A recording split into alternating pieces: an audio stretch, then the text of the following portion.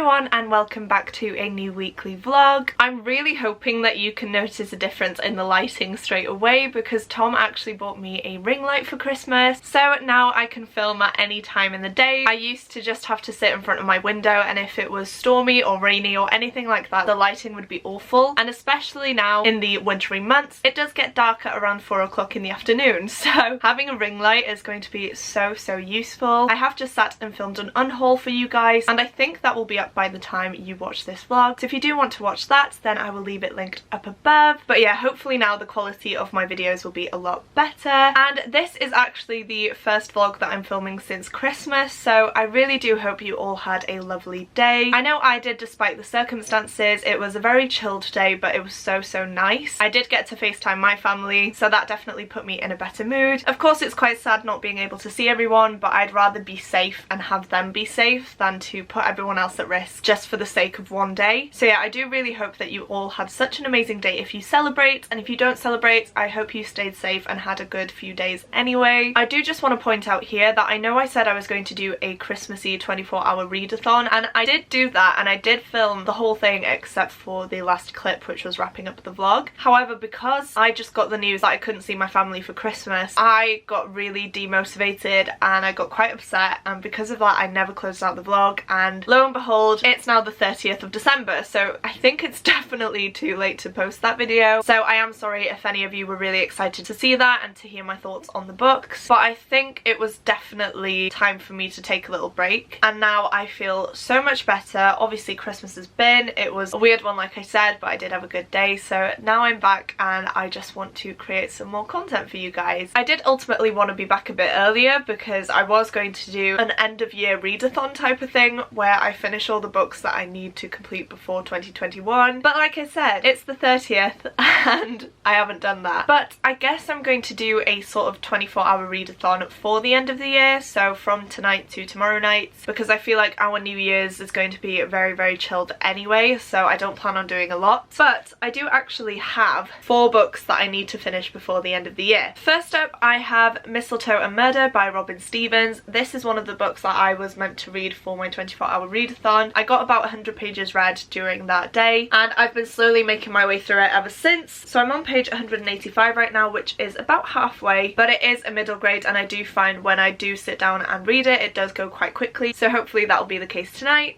Next up, we have The Subtle Knife by Philip Pullman. This is the second book in the His Dark Materials trilogy, and if you saw any of my vlogs reading the first book, you'll know that I absolutely loved it, and I'm really enjoying this one as well. This is so different though, and it starts off very strangely because you'd think that you'd follow on straight from the ending of the first book, but you don't. You start off with the perspective of a character you've never met before, which is very interesting, but I do like where it's going so far. And I think I've got about 2 hours left of the audiobook. Let me just check. Yeah, so I've got 2 hours and 36 minutes left. Sorry if you can see the glare from the ring light. It's something I'm definitely gonna have to get used to, but I am loving this so much, and I think I'm going to go for a really long walk tomorrow, so I will definitely get a good chunk of listening time in. Then we have a book that I've honestly been reading for months and I feel so bad about it, but that is Mexican Gothic by Silvia Moreno Garcia. This was a gift from Caris, and I started reading this in October. I am 117 pages in and I was really enjoying it, but for some reason I put it down and then I never picked it back up again, so I definitely need to finish this. And then lastly I have Spinning Silver by Naomi Novik, the cover of which is actually on the floor next to me because I don't read books with the dust jacket on. But again, this is one that I've been reading slowly throughout December and I'm just absolutely loving it. I definitely want to get this finished before 2021. It is the perfect wintry read because we are set in a snowy setting and everything in it is just so vibrant, I think is the word I'm looking for. It just feels like you're there. When they describe the cold, you can feel it. It's just absolutely brilliant. It's so atmospheric, that's the word.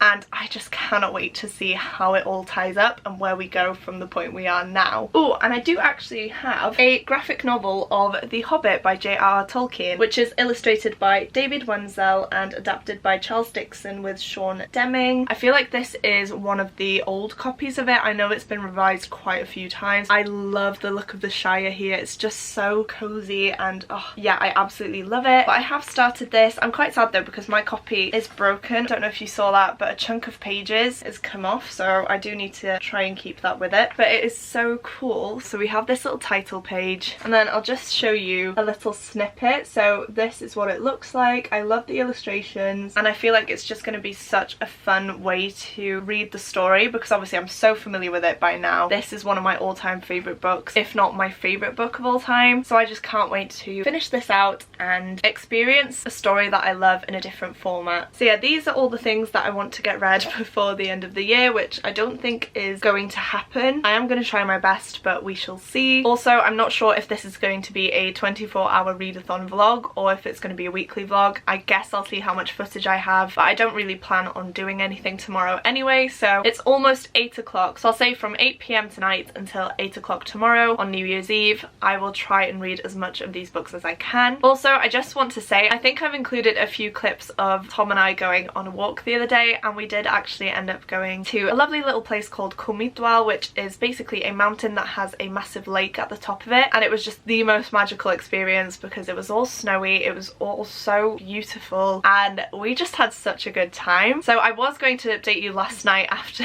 we went on the walk, but I was so cold. I came in, changed into my pajamas, and just went to bed. But yeah, I really hope you enjoyed that little montage. I did actually forget to take this camera with me, so some of the clips are filmed on my phone and then some of the clips are filmed on Tom's phone, so the quality will probably change because his is just a lot better than mine. But yeah, that place definitely reminds me of the Misty Mountains from The Hobbit, so every time I go I just get transported back into this world and I always think about it. And I have posted some more photos of me during that hike if you do want to check out my Instagram. I love all of those photos, I'm not gonna lie, they look so cool. So if you do want to check out those photos, the link to my Instagram is always down below for you guys. I think the first book I'm going to get to is actually Spinning Silver, just because I really do want to finish this before the end of the year, and also because I'm so invested in it that I just want to sit down and carry on reading. And I guess I will update you guys once I finish the book.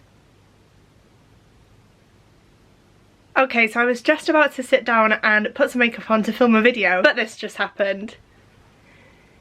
It's snowing and I'm so excited. I've been waiting for this for so long. It hasn't snowed here for quite a long time now, so I'm just so excited. And there's actually quite a bit as well. I don't know how well you can see, but oh my gosh, I'm so excited. It's not really sticking though because it has been raining, which is really sad. But as you can see, it is sticking to my car a little bit, which is really fun. Right, so I've just come downstairs and you can see on our recycling box that it is sticking a bit.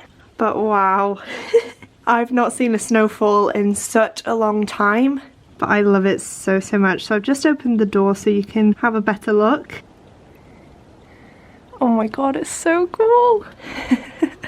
Oh, who knows, if it carries on like this, it might just stick, you know. Hello. Wow, my cheeks are so red. Please ignore that. The heating's just come on and I am sat next to the radiator, so that's probably why I look like a bit of a mess right now. But as you can see, I didn't end up putting any makeup on. I decided not to film today. I was going to do it tomorrow instead, which definitely suits me a lot better, to be honest with you. I really wanted a chill day today, and that's exactly what I've had. But unfortunately, this is not going to be a 24-hour readathon vlog because I have barely done any reading, so I am going to stretch it out into a weekly vlog instead. Like I said, I haven't done much reading, but I did finish Spinning Silver by Naomi Novik, and oh guys, I ended up giving this one a 5 out of 5 stars. I absolutely loved it, and it's definitely a new favourite book. I think I have mentioned before that the atmosphere in this is just so beautiful, and it just feels like you're there experiencing the things that these characters are experiencing. The world is so vivid that you can just feel every single thing, and that's exactly what I wanted going into this book. I realise I haven't really told you anything about it, so in this one we follow Miriam, who is the daughter and granddaughter of some moneylenders. However, her father is too kind-hearted to go around and collect people's debts, and so one day when Miriam's mother starts to become ill, she decides to go out and take on this task herself. However, rumours start circling that she can turn silver into gold, and because of this, the King of Winter himself sets her a near impossible task. book, and if she fails she will surely die, but if she succeeds it could mean a fate worse than death. We do also have a few other characters in here that come into play, but I don't want to spoil too much about it. I feel like the synopsis does give quite a bit away, so I'd leave it at that and just go in knowing the basics for this, because I feel like it's just going to blow you away if you do that. I personally didn't have many expectations going in because I've heard so many mixed reviews that I was definitely apprehensive, but because it is a Rumpelstiltskin sort of retelling, I had an inkling that I would enjoy it because I do just love that folktale and that story. And yeah, I had such a good time with it. I'm so glad that I read this one. Definitely one to read. I'd say from about November into February at the latest. It just has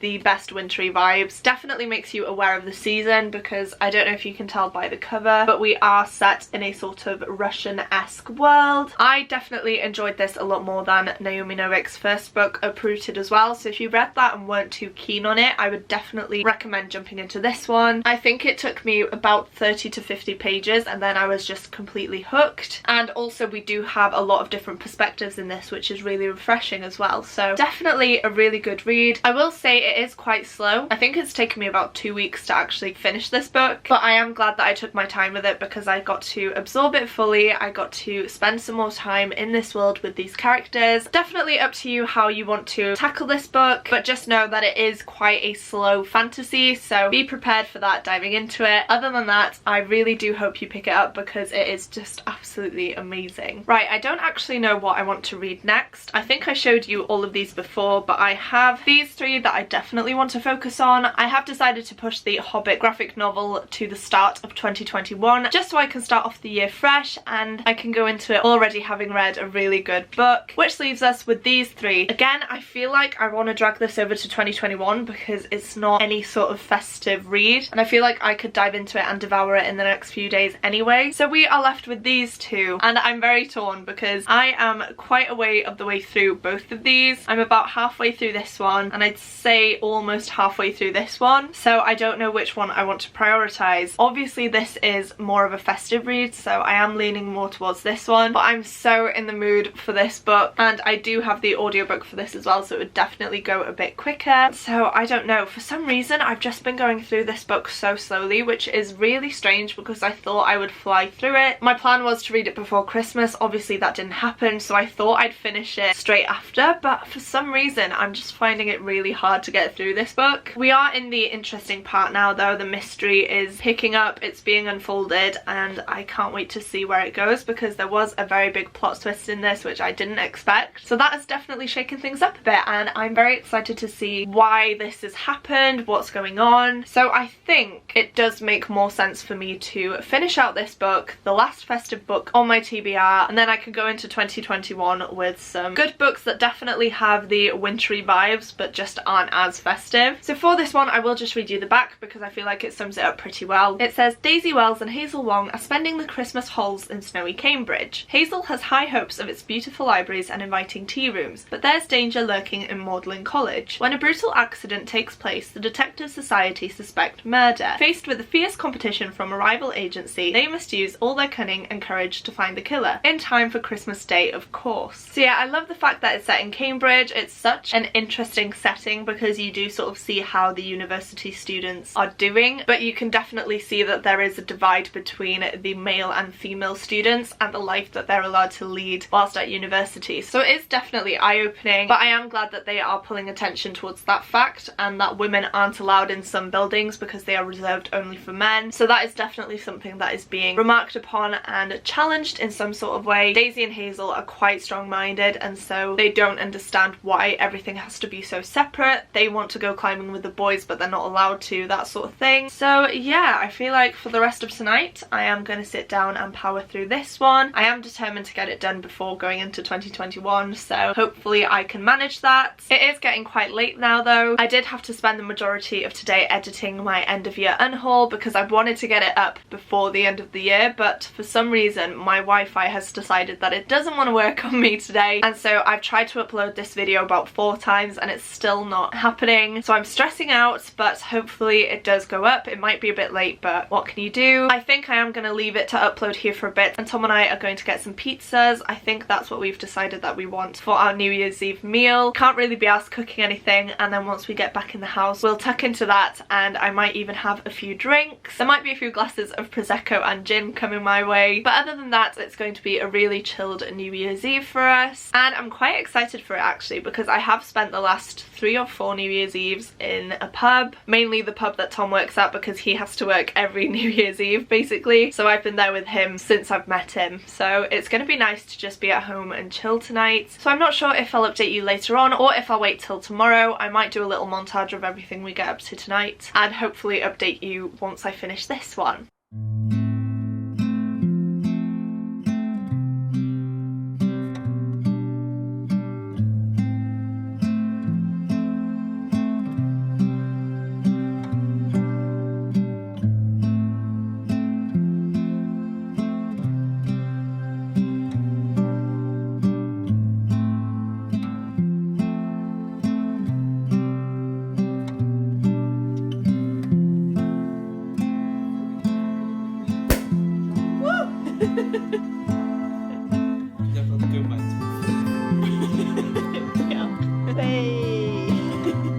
Hello, once again, please excuse the state of me. I've been at work all day. I've done a 10-hour shift today, I think. So I've been wearing my mask all day, which is why my face is very red and blotchy. And I'm also just absolutely shattered. So I haven't updated you guys in the past few days, and that's mainly because I've not really felt well. I don't think it's COVID or anything like that. It's more of a tummy ache type of thing, where I've not been ill or anything, but my belly just feels so dodgy, and I just don't know, it's making me feel really horrible. The last 2 nights I've woken up in the middle of the night in quite a bit of pain, and so I've not been sleeping that good. And obviously having done a 10-hour shift today, I am pretty much done for the week. But saying that, I do actually have quite a few updates for you guys, and I'm just going to put my hot chocolate down to show you. Ooh, firstly though, please tell me how you like your hot chocolate. So I did have a load of whipped cream and marshmallows in mine today, and top tip, put your marshmallows in before your whipped cream because then they all melt and it's just so tasty. So definitely try that if you haven't done. I used to sprinkle them on top, but it's much better if you put them in before the whipped cream. Little bit of a side note there, but there we are. Moving back into the books though, I think the last time I updated you was when I finished this book, but since then I have read another 2 and I'm very, very close to finishing a 3rd. It is the 3rd day of 2021 and I've almost finished 3 books for the year already, which is crazy. I'm definitely going to slow down the next few days and weeks. I am starting uni again tomorrow, so it's just going to be a whirlwind. We'll see how it goes, what happens with that and placement, which is something I don't want to stress about yet. But I've been really enjoying taking my time at night now and sitting down and reading a good chunk of some books. The first one I think I mentioned to you guys, but that is The Hobbit by J.R.R. Tolkien, and this is the graphic novel. I sat down and read this in one sitting on the 1st day of January, and it was such a lovely story. It's definitely one that does keep to the book, so if you haven't read the book you could go into it and get all the key points, but obviously there's not as much detail, there's not as much character development. It's very surface level, but it's a great way to dive into this world and see if you like the vibe of the story, and it does definitely help you visualize the characters a lot more too. Obviously they couldn't put all the details of The Hobbit into this graphic novel because that would be a very chunky book and it would just take so much time for the artist, bless him, with all the illustrations and everything, but they included the key parts. They included a lot of the same dialogue, which was really nice. The only thing that threw me off though is that Thorin Oakenshield is like a really old man in this, which I suppose he is in the book, but after watching the Hobbit films, Richard Armitage is my Thorin Oakenshield, and so I never think of him as an aging old man, but apparently a lot of the artists that I've seen draw Thorin definitely think of him in that way, so it's very, very interesting. Like I said, it's nice to find a different take on this book and the artists' different interpretations of it. My favourite illustrator for these books and Tolkien's world is Alan Lee, and I also really like John Howe. Obviously this is not concept art in any way, it is purely a graphic novel, it is a lot of characterization and things like that, so yeah, it's just a very different take, one that I really, really liked actually, and it's definitely one that I will keep going back to if I want to dive back into this world but don't want to commit myself to reading the full novel, which does take quite a good bit of time. So yes, if you want a simplified, easy to understand version of The Hobbit with a load of different illustrations, then I would highly recommend picking up this book. I believe mine is a very old version though, they've revised them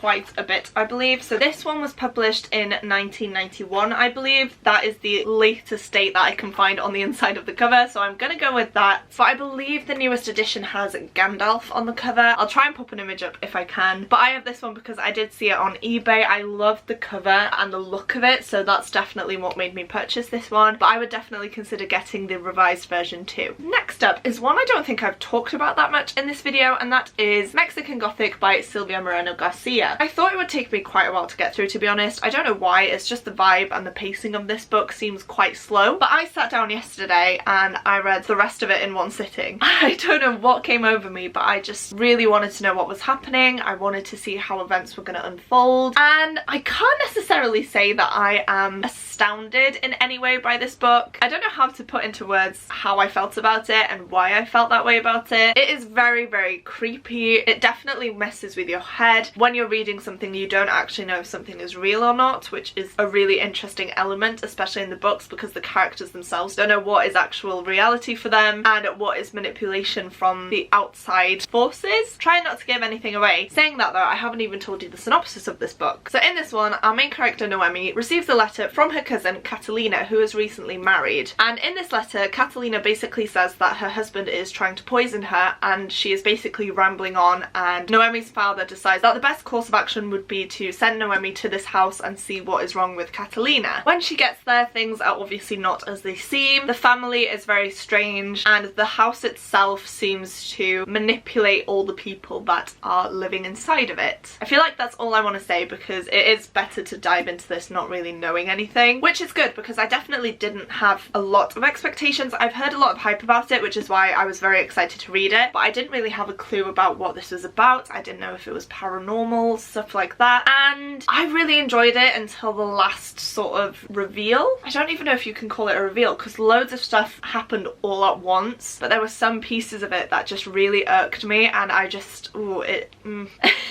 Overall though, I would give it 4 stars. I love the story, I love the vibe, it's very creepy, but there were definitely scenes in here that made me uncomfortable. I will say that there is definitely a trigger warning for attempted sexual assault. There is threats towards sexual assault in this book quite a bit actually, and that was quite hard to witness. Again, because the lines between reality and fantasy are kind of blended, so you don't actually know if something is happening in real life or if it's just in the character's head, and so it was definitely a weird one. I think I'm definitely going to sit on this one for a while and just think about it a bit more, maybe listen to some reviews and see what other people thought of this one, because I really enjoyed it, but there's just something that didn't click with me, and I'm so annoyed because this just sounded like something that was going to be absolutely amazing to me, but it just didn't quite hit that very high mark that I'd placed, if that makes sense. I'm saying this after I said I didn't have high expectations for it, but at the minute this is sitting between 3.5 and 4 stars. I have given it 4 stars on Goodreads just because you can't give half stars, and overall I did really enjoy my experience reading this, so I definitely didn't want to mark it down for anything, because the whole point of this book is for it to be more on the messed up side, and it's not trying to do anything different to that. So yeah, a weird one that I don't quite know how to process, but if you want a very strange paranormal mystery type of book, then this is definitely it. Don't go into it thinking it's horror, it's definitely not horror, but it is very disturbing, and there are a few incidents that definitely make your spine tingle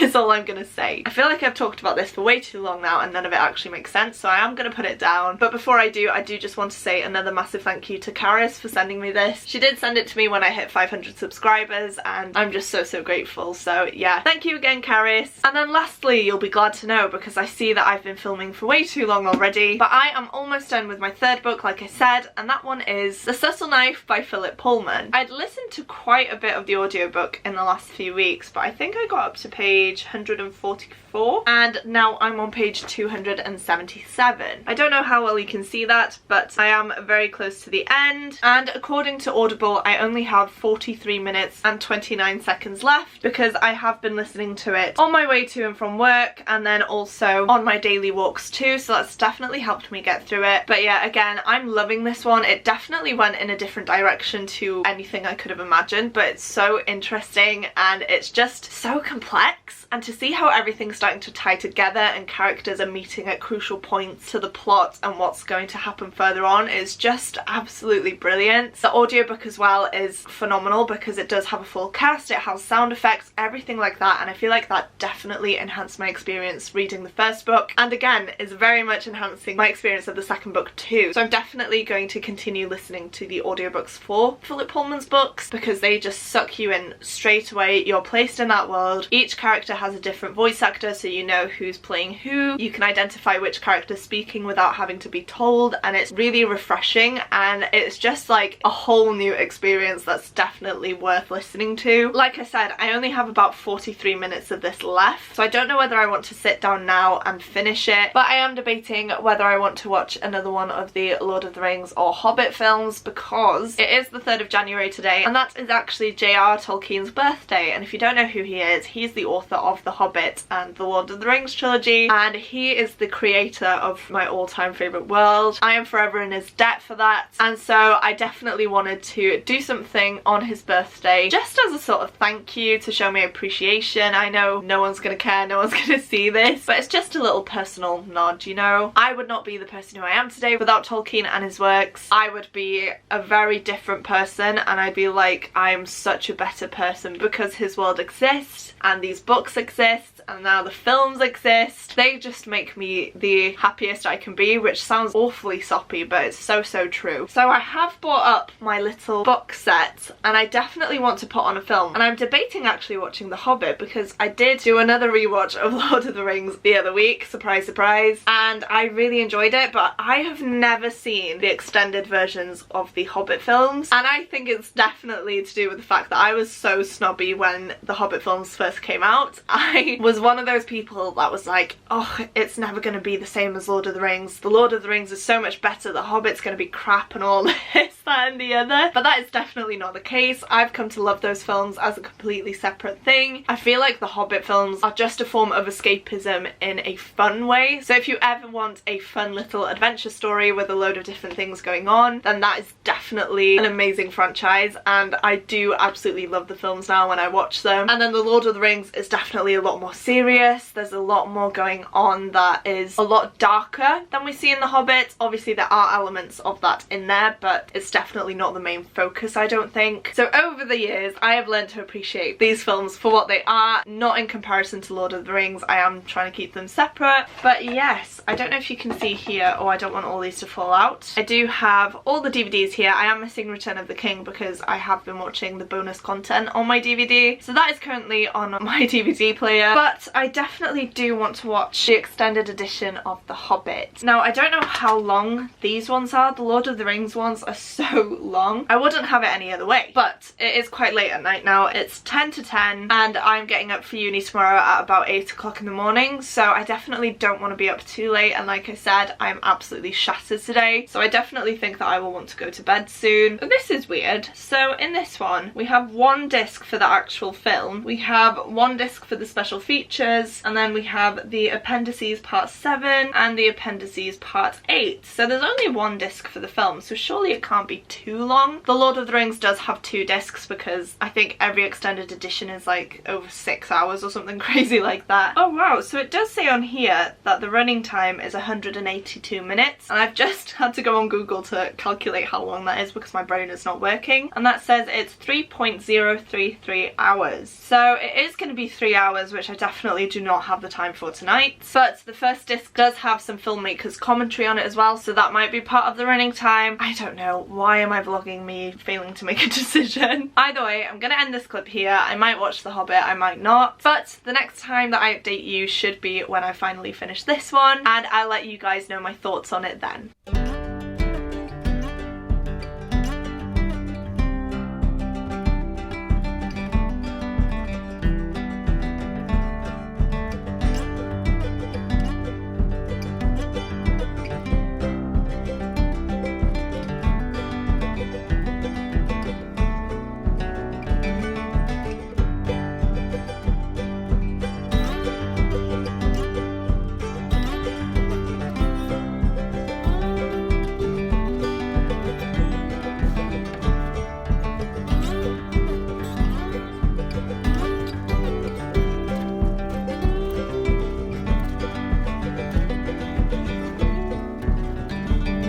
guys, so I am here to close out this vlog, and I decided to sit in front of my Lord of the Rings shelf today because you definitely don't get to see it that often, and it is one of my favourite shelves so far, and it's not even nearly finished yet, so it's just going to keep on growing. But at the minute, there it is. I have a couple of books down that side as well, but ultimately all these 3 shelves are going to be full of Tolkien books, which I'm very excited about. But yeah, this is my little collection so far, and I just wanted to show it off. Also, please excuse the state of my hair. I've had a shower this morning and it's just dried very curly and frizzy, so yeah, let's just not even talk about that. But I am here because I did in fact finish The Subtle Knife by Philip Pullman. I ended up giving this one 5 stars. It was such a good book. Like I said, the way all the characters seemed to come together at the perfect time without it being obvious or ridiculous was just absolutely amazing. It's so complex though, because we are spread across a load of different worlds in this one, but they all connect and intertwine in very weird and specific ways, and it's just so interesting to see throughout this whole book, and I feel like it's definitely going to be like that through the 3rd book as well. I think I still preferred the 1st book, Northern Lights, to this one, just because this is a little bit more of a filler book. So obviously certain characters are introduced, certain things are revealed, which is all going to lead up to the events of the 3rd book. So this is definitely not slower, it's just a very different book to the 1st one, which is completely fine. But whereas the 1st one is very much centered in the north, which is a snowy setting, this is completely different. Like I said, in this one we are set in a load of different worlds, one of them being our world, which is very interesting to see. But yeah, the story of this and the way that this wrapped up is just setting up the 3rd book beautifully. I honestly want to dive into it straight away, but I have so many books I want to get to in January, which I didn't think I would have. But looking at my stack of books that I want to read and the audiobooks I want to listen to and the Kindle books I want to read this month, I have quite a few books, so I'm not sure if I'll hold off on finishing this until next month. We shall see. But yeah, just know that I absolutely love this one and I can't wait to finish out the trilogy soon. I'm definitely scared, but I'm also really excited because I've just had such a good time reading these books recently, and I really do want to see how it all wraps up. I do quickly want to say as well, I'm not sure what happened, but I did have a clip where I talked to you about my thoughts on Murder Most Unladylike and the rating I gave it and why I gave it that rating, but for some reason that seems to have disappeared. So I'm very sorry about that. Just know that I did give it 4 stars. I really enjoyed it. I enjoyed it a lot more than the last book that I read in this series, which was First Class Murder, I believe. The pacing was really good. We had some dramatic twists, which I definitely didn't expect, and I liked the whole dynamic of it being set in Cambridge as well, and seeing how society used to treat women who were at university, who were sometimes cleverer than the men but got treated much worse because of their gender, which is just absolutely horrible. So I do like the fact that the author dove into that and highlighted that throughout the book, and all around I think the way that it ended was also done really well, and it was also very believable, which is definitely something that you need in a murder mystery. If it's a bit more far-fetched, I tend to give it a lower rating because it definitely needs to be something possible, you know, and that definitely was. So I'm very happy with that one. Again, sorry that my review seemed to have disappeared, but there's nothing I could do about that now, unfortunately. Right, I am going to leave this video here. It's definitely a longer one, so again, sorry about that. I definitely don't think you need to be seeing my face for that long, but there we are. I just filmed quite a lot of footage this week, and I did read quite a lot of books, which is probably why it's a lot longer. If you did enjoy this video, then please don't forget to click the like button as well as the subscribe button if you'd like to see more content from me. Thank you guys so much for watching. It truly does mean the world to me, and I will see you soon in my next video. Goodbye!